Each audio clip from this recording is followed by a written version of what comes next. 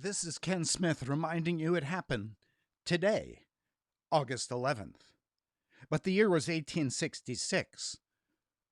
The world's first roller skating rink is opened in Newport, Rhode Island, 1866.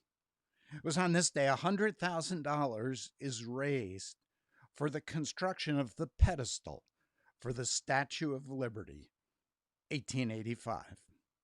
It was on this day the first time SOS, the emergency Morse code sound, was first used by an American ship off of Cape Hatteras, North Carolina, 1909. It was on this day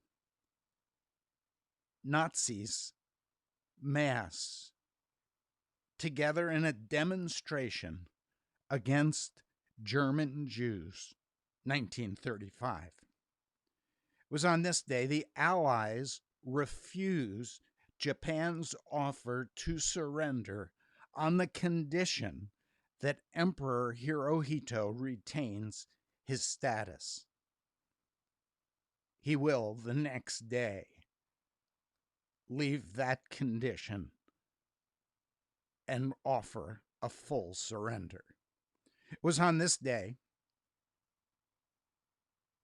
Joe DiMaggio, the great Joe DiMaggio, was benched for the first time, 1950. Elvis Presley on this day releases Don't Be Cruel, 1956. There was a race riot on this day in Paterson, New Jersey, 1964.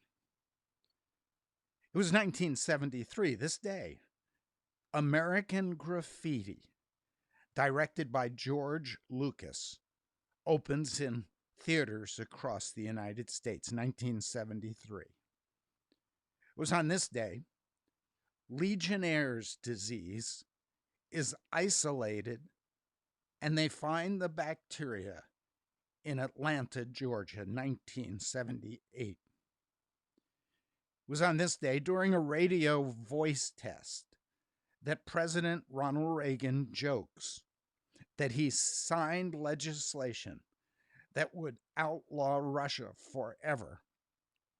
We begin bombing in 5 minutes. A bad joke. 1984.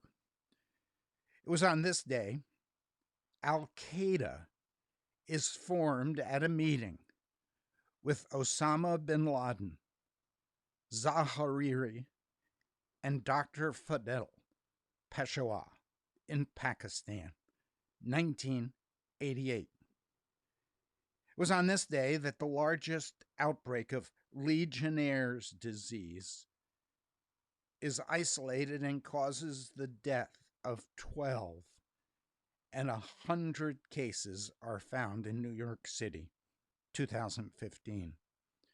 It was on this day Argentine President Macri suffers defeat in a preliminary election.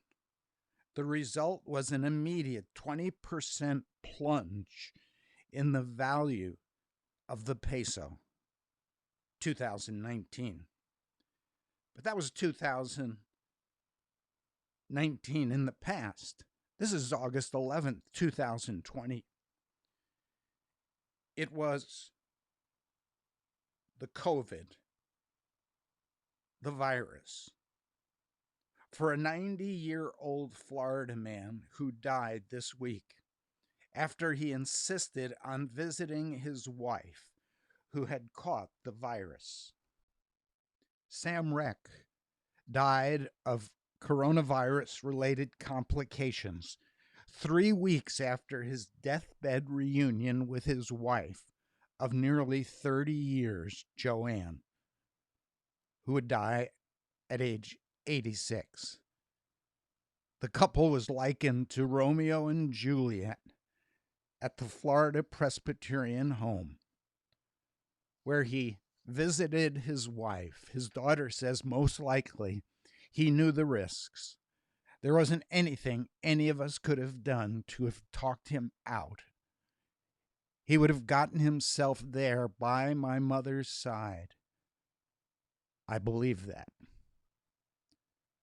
Political correctness has now expanded to the space, where NASA says planets, galaxies, and other heavenly bodies will no longer be referred to by offensive names.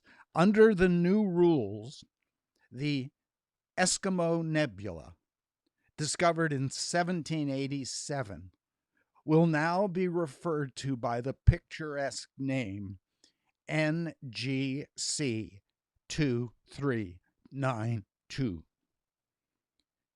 The so-called Siamese Twins galaxy will now also be known as NGC 4567.